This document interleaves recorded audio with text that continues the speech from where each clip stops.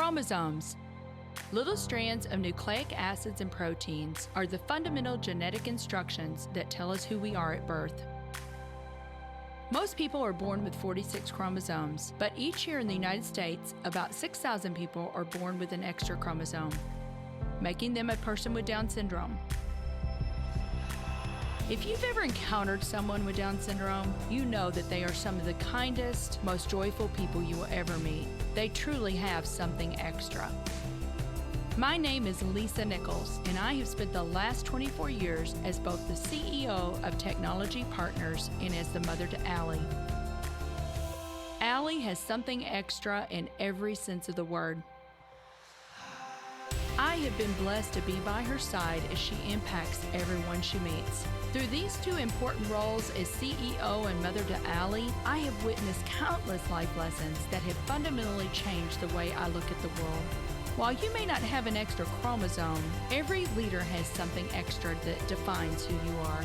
Join me as I explore the something extra in leaders from all walks of life and discover how that difference in each of them has made a difference in their companies, their families, their communities, and in themselves.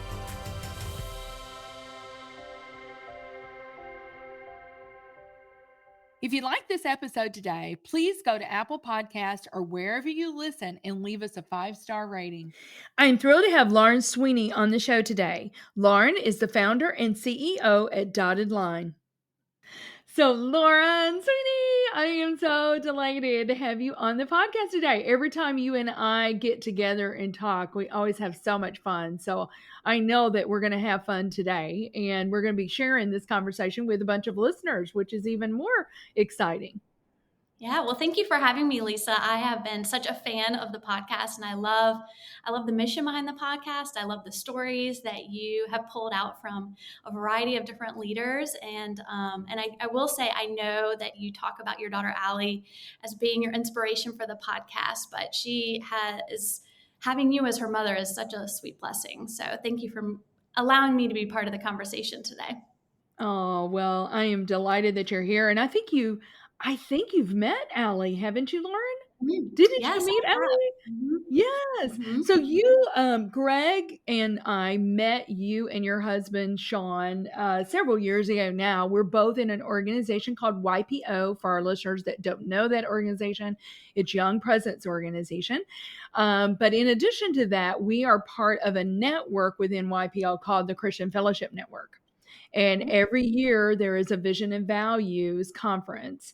And that is how we met you and Sean a couple years ago. And I believe Allie was with us Yeah, at that conference. Absolutely. It was great to be with you and Greg, and Allie embodies so much of what you talk about on the podcast. So I love just getting a taste of that, listening to you as you interview different people. Yeah, very good. Well, you know, what's so fun about that, Lauren? I mean, you just never know when you're going to meet someone that you really connect with, but you and I now have regular, I don't know, probably every month or so, you know, we have a regular check-in with one another. You and I are both on the Christian Fellowship Network board together. And just as of recently, we're going to be doing a little engagement with your company, which I'm really excited about. And, you know, as it goes along, our listeners will hear more about that as well. So just very excited on a lot of different fronts here. But I know that you grew up in Richmond, Virginia. That's where you are today. You're calling in from there, and I'm obviously in St. Louis.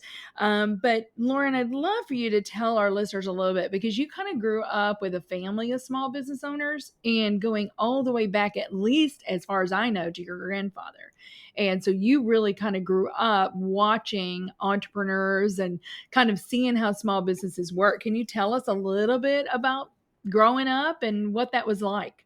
Yeah, absolutely. So, like you said, my grandfather owned a successful oil and gas company. And so he really ignited the fire in me around kind of small business, and I think what small business kind of potential could look like in your life. And I was very close with him growing up. He lived in Southwest Virginia, so we spent a lot of time with him, both at his plants in multiple locations, as well as just around the dinner table having conversations. So much of what I heard growing up was around sort of the joys, but also the trials and tribulations of small business ownership. How do you best service a customer? How do you deal with maybe a challenging employee? All of those different types of themes that come up as part of small business. And so that very much shaped, I think, my desire for wanting to go into small to medium sized business, as well as a little bit of kind of my experience. So he really believed in sort of the power and kind of a responsibility small business owners had to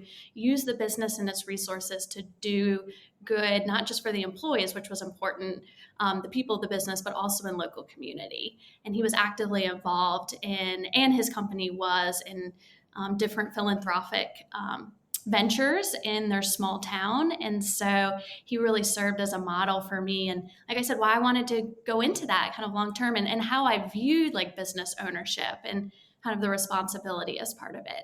It's an interesting story. A lot of my staff knows this. When he passed away, which has been quite some time, the local paper of the town that he lived in printed an article on the front page of the paper that said, "We've lost a good friend." And I have it here actually in my office, and it's up on my wall. And I just think it's a testament to what he did, and not just being a good steward of the resources God gave him, but also just leading and influencing people effectively. Oh, that is so beautiful. I love that. I love that, and his legacy continues on in you, Mm-hmm. Lauren, to this day, because you have your own company. Your dad, obviously had his own company. Um, yeah, that is so cool. So let me ask you this, kind of watching that, you kind of got a little bit of a mini MBA, if you will, just around the dinner table. But were there businesses that you started as a child or that you thought about starting when you were a little girl? Yeah, great question. I always had, I think, more natural like, leadership tendencies. Had started like a club in our neighborhood for some kids, and always took active roles, volunteering for leadership positions like in school. But I had not actually started a business. But I had started a business before I started Dotted Line, which is my marketing agency. So kind of fast forward, when I graduated undergrad, got hired into a local Fortune 1000 company based here in Richmond, Virginia. And on the side, I had started a hobby business, and my friend and I designed and manufactured paper products that we sold online. And so we built our own website, we did the PR, we sent the paper products to editors at lifestyle publications. And then we literally designed and manufactured, shipped and sold all these paper products. And so it was a business I did nights and weekends, but it gave me kind of that first spark of like, wow, like I could have an idea and I could take this to market. I can generate a customer off of it. And it was exciting. And I think when you kind of have that realization, it allows you to see what could be possible in charting your own path. Yeah. Oh, that is so good. Well, I don't know if you knew this, but Greg and I started a little flower business when I was 7. He started a business when we were in, I guess, high school, college, and then we had a business before Technology Partners. That was a software business. So you saying like you manufactured everything, you did everything in house. I remember those days. We had a little software product business, and we were the shipping department, the packaging department, the graphic design department, all of the above. So anyway, that is really cool. Well, I do like education wise, you have a BA in economics and business from Randolph, and then you went on to get a master's certificate from the George Washington University. But I'm glad that you talked about starting in corporate, and you did do that. But I think you were only there for maybe 3 years, Lauren. Mhm.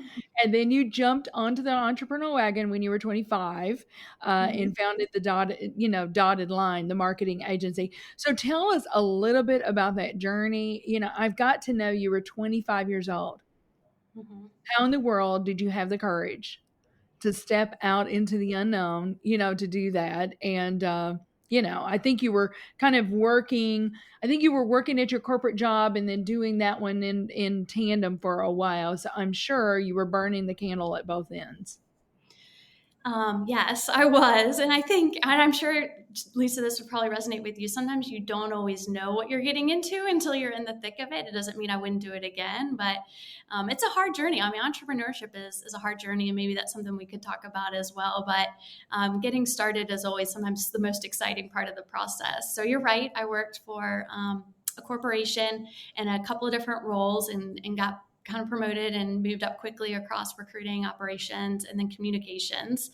And I had that side business that I just mentioned about selling the paper products. And I realized at that point that I wanted to get more experience in a startup capacity or working for a smaller company. And that business that I had was not one that I felt like could be a full-time venture. So I had a couple other business ideas. I was planning and trying to read and learn as much as I could. I started to reach out to different business owners and set up lunches and coffees with them to just learn as much as I could. And then at that same time, I also decided to move home to save money. So I was like, I'm not sure what I'm going to do, but I want to keep my expenses as low as possible and build up some savings so that I had some flexibility. I was single at the time, so not married, didn't have any kids. So that really reduces the amount of like risk and pressure when you're starting a new venture. Um, Mm-hmm. and so as part of that process, a couple of the ideas that I had, I realized pretty quickly all required a lot more experience and capital than I had at the time. But what I found was some of these businesses, and they were very small. Some of them were even like solopreneurs or a small team, needed help with more of a strategic kind of or audience first strategy with their marketing and being able to understand how to map marketing goals and put a program in place that was going to drive measurable revenue growth for their business. And I said, oh, I've done that. And here's what I've done. And I also have this corporate experience in communications. So I got started by doing consulting, actually. And I thought I'll kind of do this for a period of time and then reevaluate. This will get me some other experience. And that was almost 10 years ago. And our agency has grown since then. I can talk a little bit about our agency and what we do, but that's how I got started. But you're right. I did work my day job for about 9 months while I built the business on the side to make sure that I felt like I had enough clients, enough revenue coming in the door. I felt like I had kind of the savings. I had a plan. Some Mm-hmm. things don't always go as you plan them, which is a different topic, but Really? have a plan. Lauren, I It's mean, fun to it's have a not been plan. a linear process for you? I mean, you set the plan out, it's not been a linear process, huh? It is not a linear process, but yeah. So that's how I got started. And the first couple of years are always hard. It's called the white-knuckle phase. But you're learning a lot and you're getting experience and building your network, and that's what I did as I built the agency that I run. I did meet my husband and we got married, and I'd had Dotted Line for a couple of years, which is the business that I run day to day. And my husband said, I think I would like to start my own business. And so we started in the business that he runs the day to day of. So we own two companies, but the one he runs day to day of was a different startup venture because we were married. Like he did have a son and we were trying to have kids. So we've kind of done both sides of starting businesses at different phases of your life. Mhm. Yeah, and the name of his company is Spinnaker. Mhm, right. And we're not gonna give him too much airtime here. I wanna talk about your business, but if people wanna know, Spinnaker does amazing, amazing consulting work. Kinda like I would say like a boutique, McKinsey kinda thing, you know? So, if anybody needs that kind of, service, reach out to Lauren's husband, Sean. But so let's dig into Dotted Line. I want to hear all the services that you provide, size of companies you serve, number of employees. Just tell me everything about Dotted Line, and in case we've got listeners out there who are needing your services. Yeah. So yeah, Dotted Line is a what we call a strategically inspired or strategically led creative agency that focuses on generating business results for mid-market companies that have ambitious growth goals. And so what has happened in the sort of the media landscape, certainly in the past 10 to 20 years, but even more so in the past year to even 6 months is just this advancement in technology that has allowed consumers to interact with brands in so many new and different ways than traditional advertising. And so through this kind of rapid transformation with social media and digital marketing and video, there's so many different ways to connect with consumers. And so what our team does is build what we consider audience first strategies for brands, and map that to a brand centric marketing program that's going to deliver measurable growth for their business. So, a stat that we always like to talk about is 26% of marketing budgets are wasted because it's on creative that isn't effectively reaching the target audience and doing it in a way that is going to connect and drive them to take action. So we, as a marketing agency, we will put together those strategies that will connect with the audience, and then across many different channels, deliver on the growth programs in order to make sure that the marketing is as effective as it can be for the brand. We do Mhm. that through data at a number of different points, both before, during, and after as we're running campaigns, but we will handle for clients have the full spectrum of their marketing and communications for those medium-sized clients. Yeah, and I just want to say this. In just 8 years, Lauren, just 8 years, you made it to the Inc. 5000 fastest growing companies. You're a best places to work in Virginia. You've received so many awards and accolades already. So, first of all, I just want to say congratulations. That's amazing, amazing growth, for only being around for 8 years. And then, secondly, just I know it's not easy. I'm Mhm. sure it's not been easy. I'm sure that there are days, like we talked before, it's not linear. It's not all, unicorns and rainbows. There's really some hard times. And there's probably been some times, Lauren, that you've looked in the mirror and go scratching your head, going, "What have I done? Or what are we doing?" So that's very normal. But I mean, would you agree with that? Yeah, absolutely. And you're right. We have seen a lot of success, and I think it's because, and I heard an entrepreneur once say this. He used to always say, "You have to know what makes you different, right? Like how is your product unique or different in the marketplace?" And I think for us at Dotted Line, it's because of a couple of things. I think one is we've hired non-conventional leaders to run the agency, people that understand business and appreciate marketing and can bring in the right experts we need to build flex teams for our clients. But we've also aimed to build a workplace that values people. And so we are values led. We're very intentional with like our vision and mission and Yes. the values that we hire, and we lead with those across all the facets of the agency. And so I think that people recognition and building being intentional about workplace culture creates sort of the fertile ground in which you can create award-winning work and positive results for clients, because it's sort of in the agency world there's so many different layers, and probably very similar to your business too, Lisa, that you need to make sure that things are singing on a positive note in order to achieve those results for clients. And so we've been very intentional about doing that every step of the way. Yeah. I love what you just said because it starts with your people, Mhm. right? It's your people. If you have engaged, happy employees, they're going to do right by the client. I was Mhm. just listening to Uncle Warren, Warren Buffett. I was just listening to a speech about him, or a speech that he gave, a very inspirational speech, and he alluded to Jack Taylor, who founded Enterprise Rent a Car here in St. Louis, a very iconic brand, not just for St. Louis but globally, right? And he said, it's one of those markets that's kind of like, kind of a crowded market, renting cars. But Jack came in and said, no, we're going to have excellence with our customer experience, and everything they have done, from like we will pick you up to whatever has really been about, that excellence in service. And so, even for an organization that is similar to other organizations, there are ways that you can differentiate yourself, but it all starts with your people, I do believe. So you just set me up for a perfect segue, because I was going to ask you, what is the company mission statement, Lauren?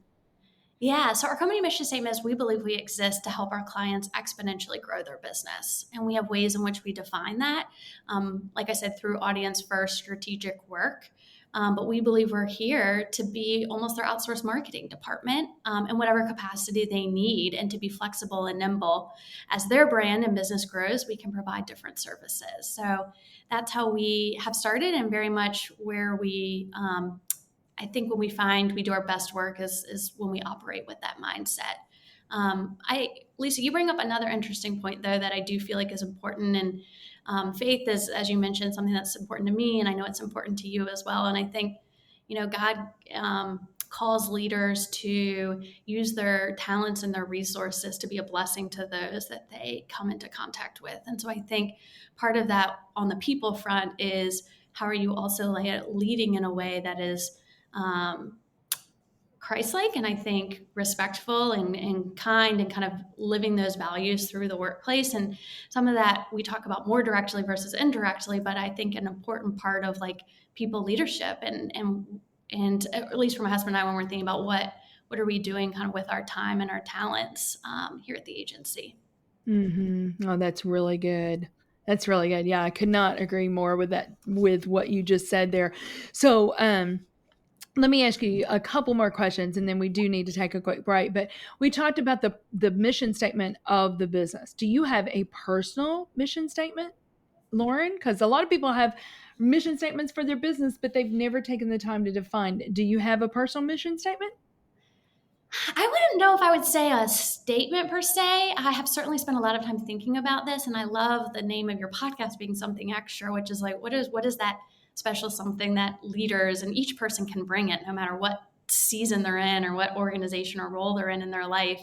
I find that I do best bringing kind of big ideas and encouraging and inspiring people to try new things, bringing kind of a high level of passion and purpose to whatever assignment it is, whether it be with dotted line or maybe something that I'm involved with philanthropically. And that I think is not just fills me up, but makes me feel like I'm bringing kind of joy to the world. I'm bringing that blessing and that experience that I hope people have when they interact with me. Yeah. So is that kind of your why? Would you say your why is really to bring joy, and especially the light of God and your faith into the world? Would you say that's part of your why? I think joy is a part of it, but I think helping people maybe realize their potential, or the potential of what something could be, whether it's an assignment or a project, whatever that looks like. But I find I bring high level of passion. So when my passion starts to wane, it may be time for me to move on, but I'm able to sort of see how we could create something, or bringing a fresh new idea to that. And that brings energy and momentum. And so that's much of what we do with marketing, but certainly do so in other ways as well. Yeah, I love that. Well, we do need to take a quick break, and we'll be right back with Lauren Sweeney on the Something Extra podcast. Hey there. In a challenging business climate like this, savvy leaders look to technology to find an edge. This can mean the difference between staying ahead of the curve or playing catch-up. It's time to collaborate with the highly skilled experts at Technology Partners. Our team of technologists draws upon decades of experience for your project, with each bringing a passion for solving problems and a track record of success. How can we help you overcome your biggest technology challenges? Visit technologypartners.net to book a free consultation with one of our leaders. So welcome back, everyone, to the Something Extra podcast with my sweet friend, Lauren Sweeney. So Lauren, starting dotted line, were there any things that surprised you about this? Or, what challenges did you have? I mean, we already talked about that. It's not linear. I'm sure you had some challenges, but what really surprised you, and what challenges do you feel like you kind of had to overcome? Yeah, and I think it's almost like the facing failure or fear of failure feels like something that happens on the daily. Even now, yeah, almost 8-9 years in business, it's a constant. Entrepreneurship is, from my personal perspective, is very hard.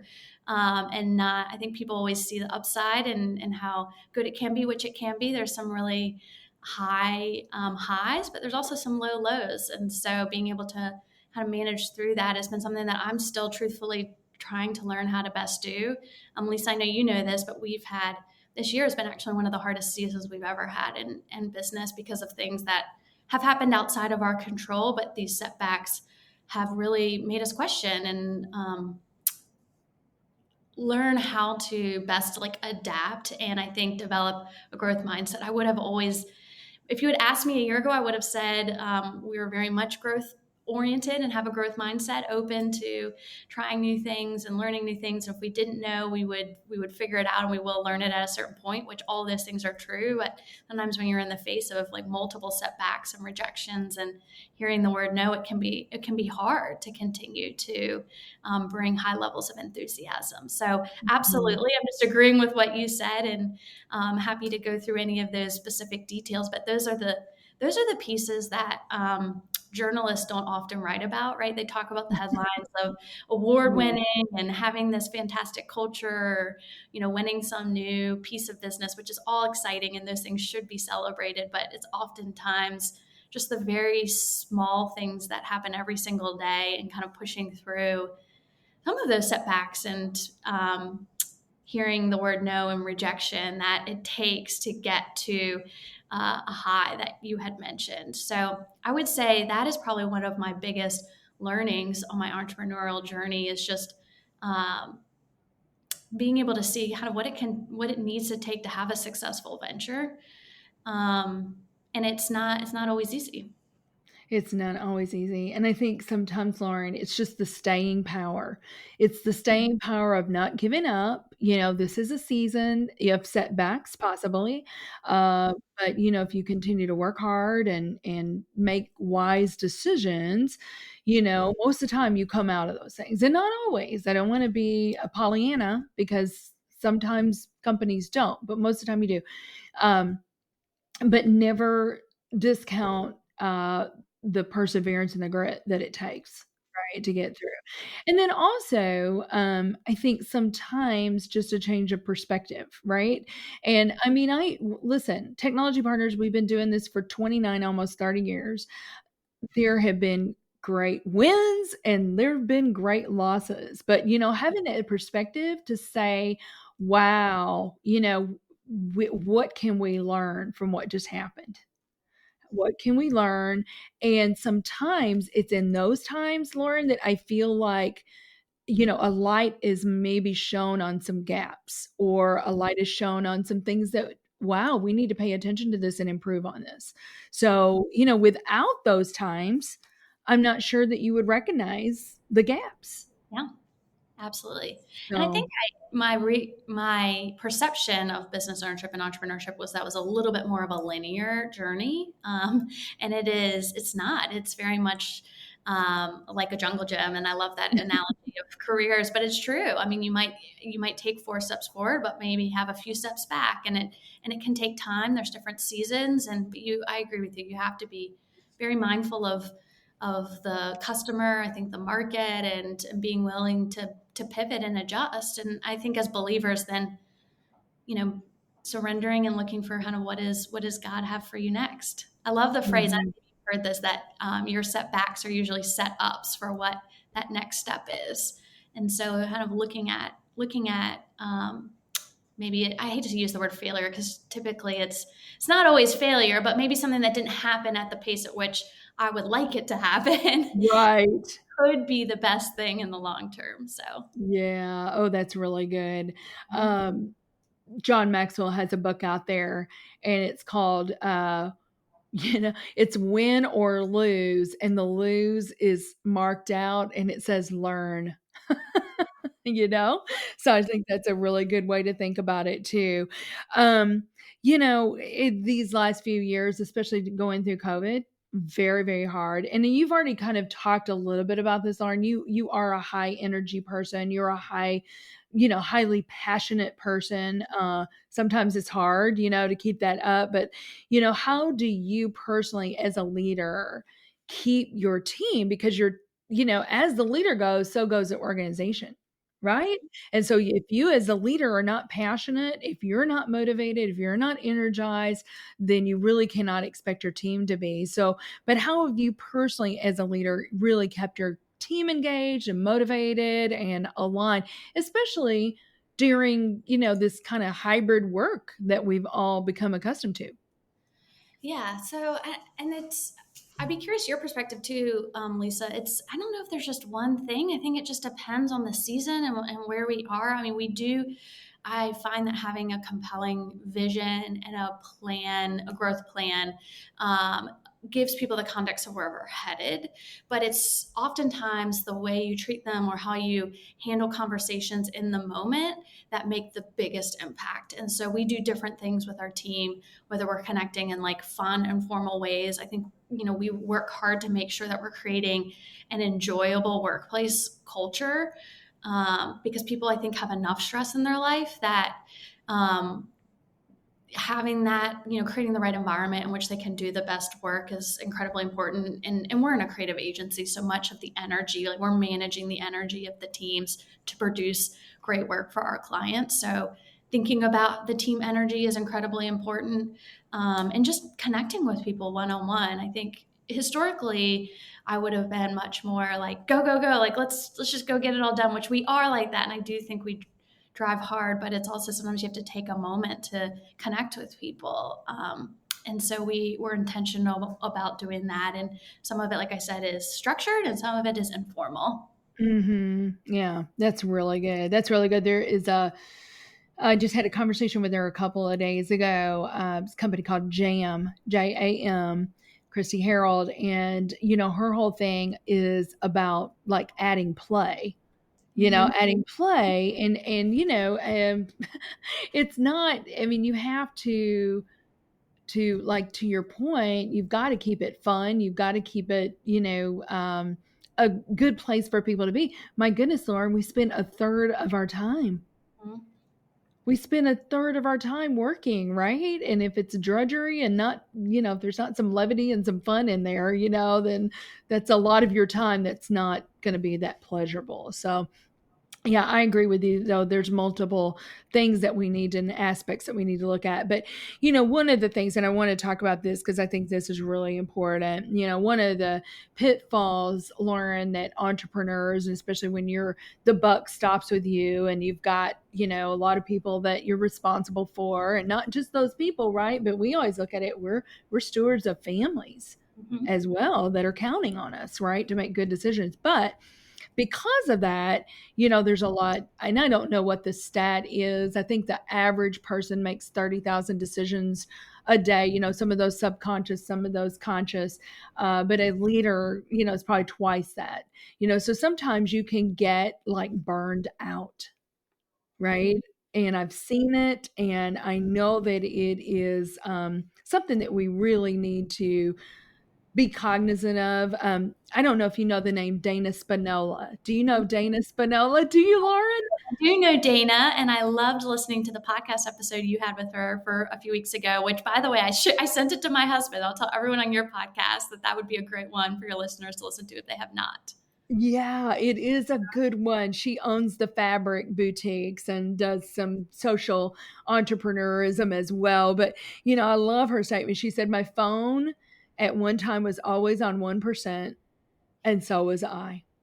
Mm-hmm. So how do you strike a balance, between all of these things, wanting to delight your customers, Lauren, and having deadlines? You've got things that, are in the hopper that have to get done, and to strike that balance between that and rest so that you don't get burned out. What do you do personally?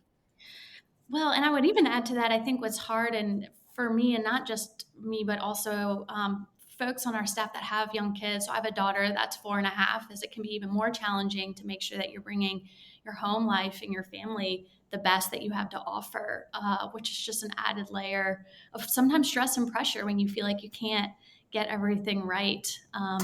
I For me, I think I will say, preface this by saying I'm still learning. I'm still trying to figure out how to best do that. I have also learned that I think it's a journey. I don't think you ever have the exact right amount of balance.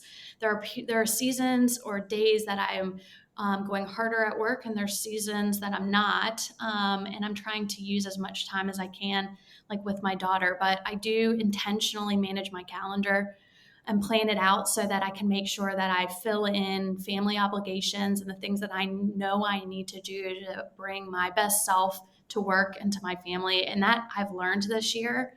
So through exercise and connecting with friends and even allowing some time to do deep breathing or get outside, those things I have found fill me up and allow me to feel like I have just a renewed mind and perspective that I can bring both to, like I said, home to my young child and husband, and then also to the office. So I try to schedule those things first. It doesn't happen. It's not like every week it's perfect, but I try to kind of look at it at the whole, say, okay, for this month, like what could I be doing?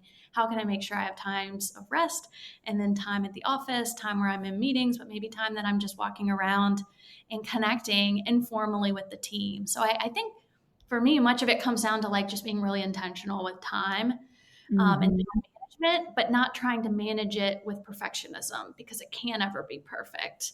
Yeah, Uh, so that's a little bit of what I've that's done, but I good. think continuing to try and I'm also an introspective person. So if I know something isn't right or I'm feeling very burned out, I know the signs where I need to take some time, whether it's a half day or maybe a long weekend or schedule an impromptu vacation. You have to be able to do that to be able to think about the long term. I love what I do. I want to work for many years. So I think being consistent and intentional and how to think about vacation and time off is important.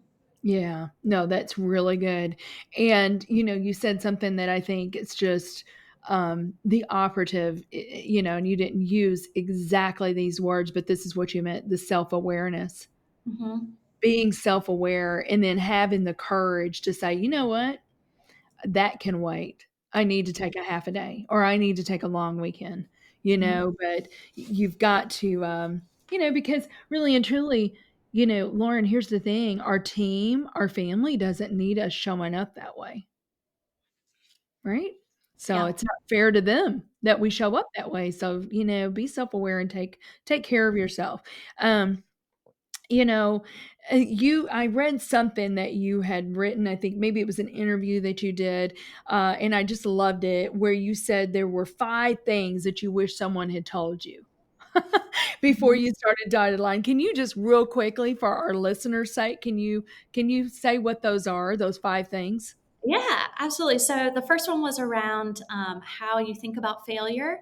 So reframing and challenging yourself to uh, think about your perspective of failure and whether or not you fear it. Because in entrepreneurship, I mean, you're trying so many new things no matter what stage of the company the organization is in. And so being able to kind of learn and grow and embrace that like failure is going to happen. It's hard. I tend to like things a little bit more in a structured way.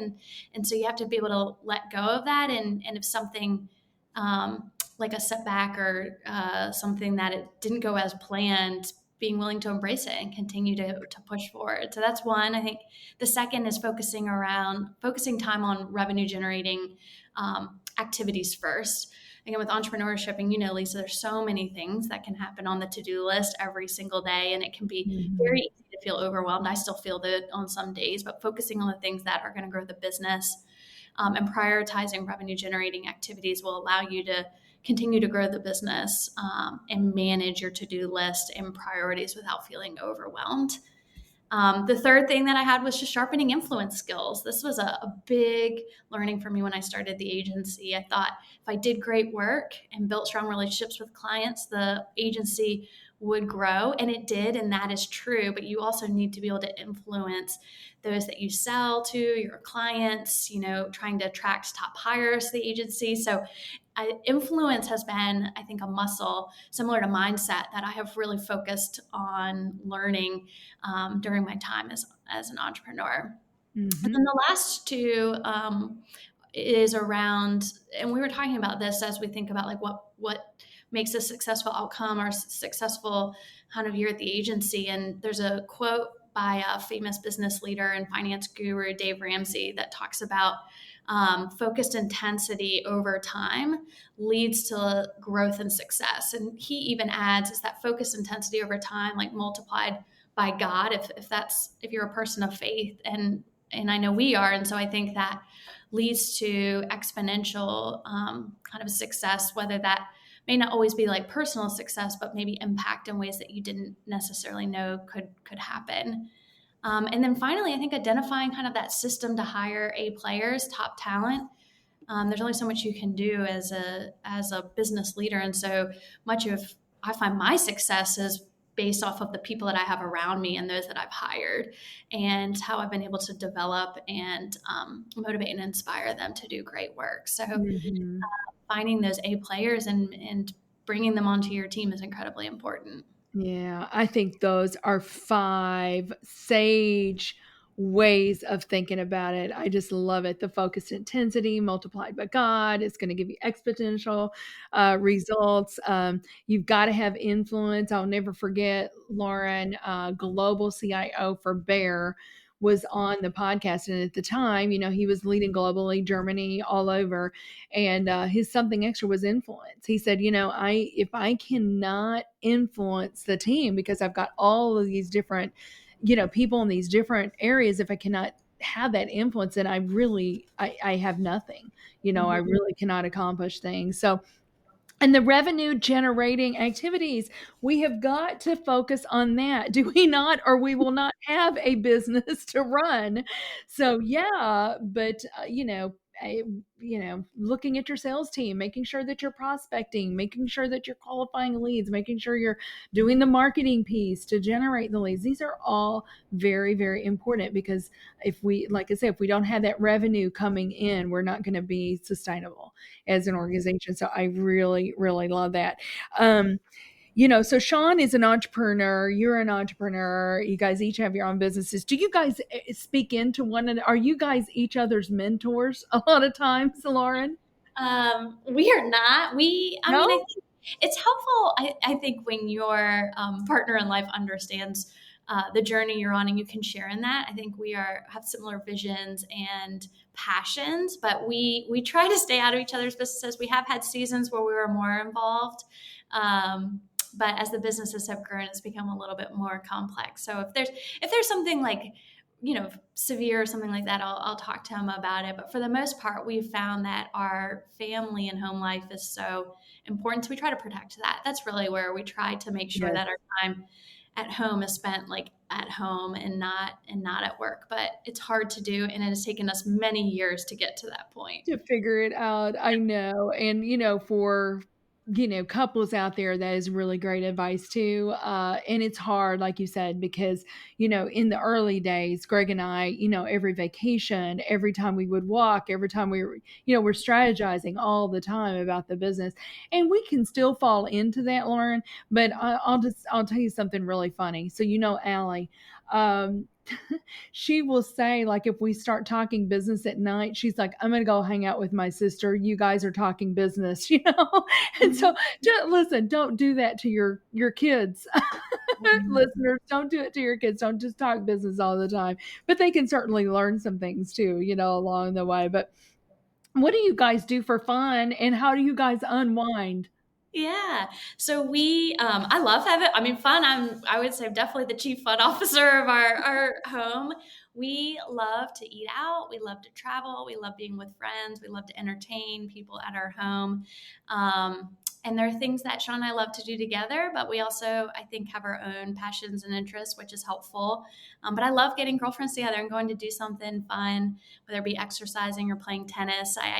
Actually, in a few days, I have a birthday coming up. And so my college girlfriends and I rode last week. We did a very long bike ride to celebrate our birthday. I'll tell you, I'm turning 36, and we rode 36 miles to celebrate our birthdays. And so I just love doing fun things like that. They're a little bit out of the box that you wouldn't always get a chance to do. But I think celebrating life is important.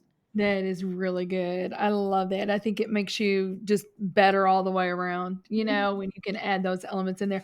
Well, happy birthday. So when is your birthday? Next week? On Friday. On Friday. Well, happy early birthday. Gosh, we've already talked about faith, and I know faith plays a huge role in your life, your business, how you live your life, how you're a wife, how you're a mom, all that. But is there anything additionally you would like to say about faith, Lauren, before we move to something extra? Yeah. No, I appreciate the opportunity to meet to speak with you, Lisa. I know you're a strong leader and person of faith. I think, as a believer, you don't always get it right, but are continuing to try to surrender the journey to God, and want people to feel like through my story that if I can do it, then anyone can do it. Things are possible, but also bless those that are able to come in contact with the story. And who knows, maybe there's a nugget or two that your listeners can take away. Yeah, very good. Well, Lauren, I have to ask you, what do you believe is the something extra that every leader needs? Yeah. Well, high levels of passion is what I would say. There's something extra that folks need, and that mindset, that perspective that anything is possible, right? Because I do think it is, and I think people are capable and have much more potential than maybe sometimes we allow ourselves to, and that takes time building that muscle, but it's incredibly important. Yeah, very good. Well, Lauren, I could talk to you for hours and hours and hours, but we won't do that to our listeners. But I cannot wait. You and I will see each other for sure in person coming up in a few months, which I'm really excited about, you and Sean. But thank you so much. I know how busy you are. So thank you so much for making time to be on the show today. Yeah, great to be with you. Thank you for listening to today's show. Something Extra with Lisa Nichols is a Technology Partners production. Copyright Technology Partners, Inc., 2019. For show notes or to reach Lisa, visit tpi.co/podcast. Don't forget to leave a review on Apple Podcasts, Google Play, or wherever you listen.